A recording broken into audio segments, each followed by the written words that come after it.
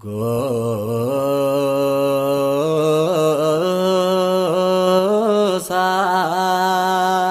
Maqaa Abbaa, kan Ilmaa, kan Hafuura Qulqulluu, Waaqa tokkoon ni amanna. Ameen. Kabajamoota jaalatamoota maatiiwwan Waaqayyoon kan jaalattan Waaqayyoo isiniin kan jaalatu.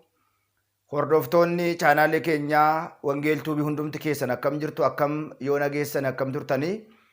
Guyyaa har'aatiin kan nu ga'e Waaqni keenya galannii fi ulfinni teessoo isaa ari'am irratti isaatiif haa ta'u jecha. Guyyaa har'aa kan akka fedhaa fi jaalala Waaqayyootti barnoota keenya kutaa walitti fufiinsa kutaa 23ffaa kadhannaa gara ergamaa qulqulluu Gabreelitti kadhatamuu kan jedhudha. Yeroo darbe barnoota keenya kutaa 22ffaa keessatti kadhannaa gara ergamaa qulqulluu Mikaa'elitti kadhatamuu fi maaliif akka kadhatamu waliitiin ilaalleerra. Isa kana description box keessatti isiniin kaa'aa deebitanii warreen hin baranne barachuu dandeessu.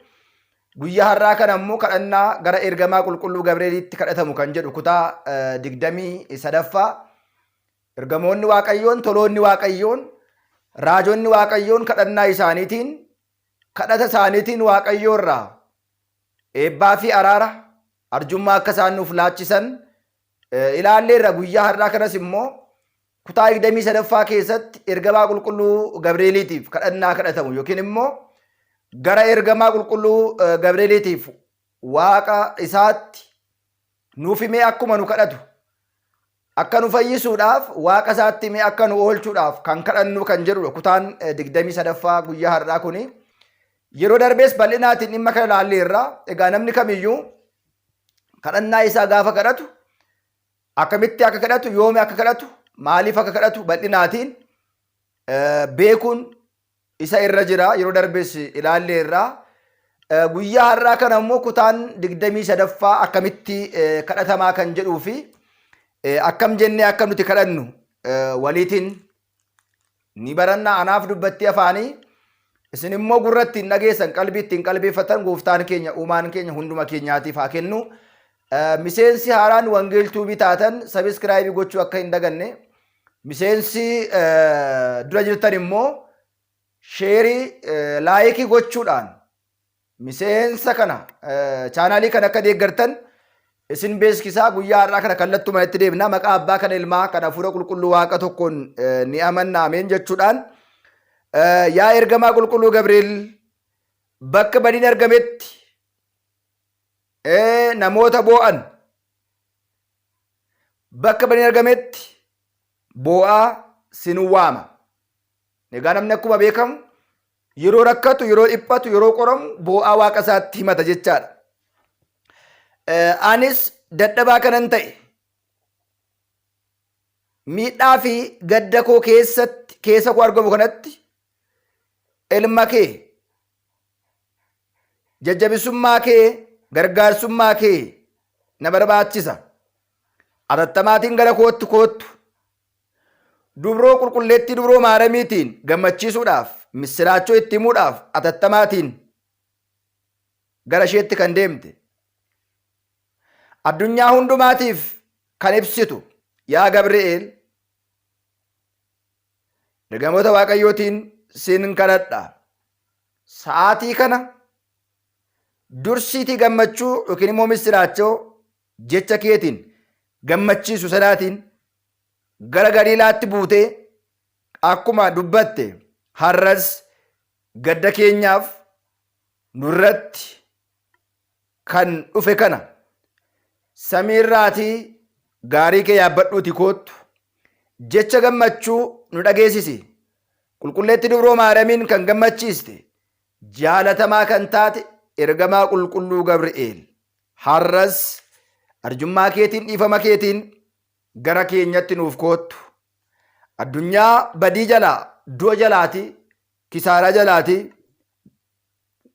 baduu jalaati, abdii kutuu jalaati baasi. Sagalee kees nu dhageessisi. Atis kufaatii keenya nu kaasta, cabiinsa keenyas immoo nu suphita, boo'icha keenyas immoo nurraatii haqxa, gammachuu misiraachoos nu dhageessista, akka jabaannus nu taasista.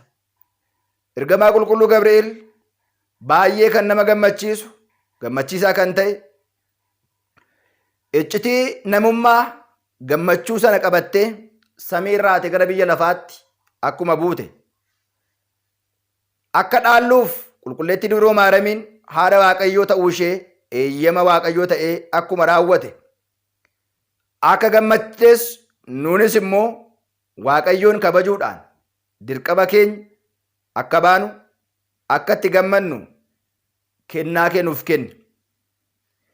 Eegaa keenya kan taate yaa ergamaa qulqulluu Mikaa'el ijoolleewwan sadan Anaaniyaa, Azaariyaa, Misaa'eliin dargaggoota sadan sana gubachuu jalaatii akka fayyiste, nuunis immoo addunyaa kana keessatti kan mul'atu, kan argamu, kan dhaga'amu waan hamaa halkanii fi guyyaa hundumaa irraa nu fayyisi. Baay'ee nu gubee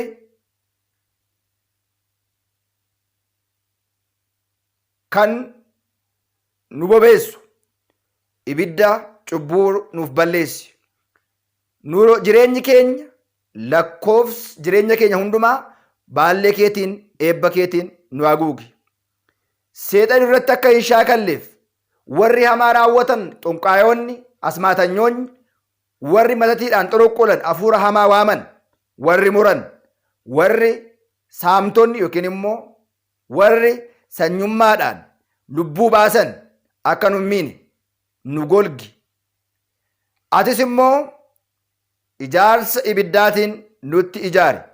Xalaatisi diinni isa darbee nu miidhuu hin danda'u waan ta'eedhaaf.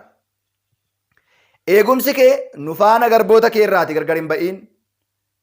Ergamaa qulqulluu Gabri'eel daa'ima sana Qirqoosii fi Iyaluuxaa haadha isaa ibiddaatiin gubachuu bishaanitiin affeelamuu irraa kan baaste,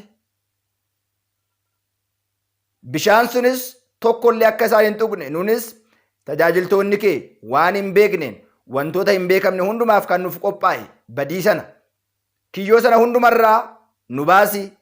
Nu gubbaattis warri hamaa raawwatan sababa kamiinillee akka isaan nu miine ibidda irratti ka'ee jiru kan duraati qabbaneessi. Dhugaa fi amantaadhaan kan jabaanne, garaa kan kutanne nu taasisi. Seexanni qormaanni isaa kan ittiin dabarru dhuguma kan ta'e ogummaa akkuma Daani'eel nu barsiisi. Dhugaa kan ta'e eegaa keenya ergamaa qulqulluu Gabri'eel nunis fayyisuudhaaf kan ta'e Iyyasuus Kiristoos bultoo isaa kan taate qulqulleetti dubroo Maariyaam baay'ee ni jaalanna. Addunyaa kana keessattis iccitii namummaa irraa hirmaata kan taane ta'uu keenyaatiin mootummaa Waaqayyoo irratti, samii irratti hirmaattota isaa ta'uudhaan hundumti keenya aarsaan isaa eegumsi kee akka nu eegu nu taasisi jechuudhaan ergamaa qulqulluu Gabri'eeliitiif kadhannaa dhiyaatudha. Waa baay'ee as keessatti dhageenye irraa Anaaniyaa, Azaariyaa, Misaa'el, Qirqoosii fi Iyaluuxaa kan gargaare qormaata bara kana nu quunnamu, qormaata daabiloos nuuf kaa'u,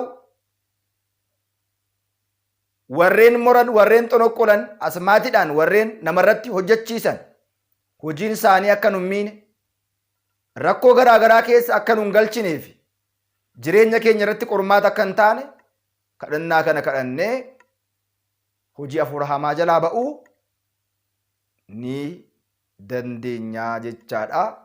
Kun kutaa 23dha. Ayyaana ergamaa qulqulluu Gabri'eelii eebbisaa, araarsummaan isaa biyya keenya waliin, hunda keenya waliin, kiristaanota hundumaa waliin akka ta'u fedhaaf jaalala Waaqayyoo nuufaa ta'u. Waaqayyoon hunduma keenya nu haa gargaaru, nu haa jajjabeessu, nu haa cimsu. Koochoo hafuura hamaa lukasaa miilla keenyaa gaditti si'oolitti hidhee nuun bilisa nu haa baasu. Guyyaa har'aa kana kadhannaa gara ergamaa qulqulluu Gabri'eelitti kadhatamu. Gabri'eel jechuun namaa fi waaqa. Afaan Amaariffaatiin Gabri'eel ማለት እግዚኦ ገብር ማለት ነው ይላል. Namaa fi waaqa warra araarsan yookiin immoo namaaf waaqa warra walitti fidan. Gabri'eel ማለት እግዚኦ ገብር namaa fi waaqa jechuusaa ta'uu beekne. Egaa Waaqayyoon ergamoota isaarra bulee hojii dinqii nuuf raawwata. du'a jalaa nu oolchaa, badii jalaatii nu oolchaa, boqonnaa bara baraa akka argannuuf taasisaa. Waaqni ergamootaa, Waaqni tolootaa, Waaqni raajotaa galanni ulfinni teessoo isaa Ariyaam irratti isaaf haa ta'u. Ergamaan qulqulluu Gabreelii lafa jirtanitti hidhaa daabiloos irraa, hojii hafuura seexanaa hundumarraa, hojii hafuura xinqolaa, hojii hafuura matatii hundumarraa isin haa eegu, isin haa hiiku, isin haa fayyisu. Horaa bulaa, deebanaa, jajjabaadhaa, baradhaa. Warri haaraa dhuftan sabiskiraaybii gochuu hin dagatiinaa. Warri immoo miseensa taatanii jirtan immoo waliif dabarsuu hin dagatiinaa. Baradhaa. Jireenya bara baraa itti argachuudhaaf firii wangeelaa buufadhaa. Ergaa keenyadha. Waaqayyoo isin faanaa ta'uun waa turu. Kutaan 24ffaa immoo kadhannaan kutaa 24ffaa ergamaa qulqulluu Ruufaa'elitti kadhatamuu kan jedhu. Kadhannaa gara ergamaa qulqulluu Ruufaa'elitti kadhatamu kutaa 24ffaa.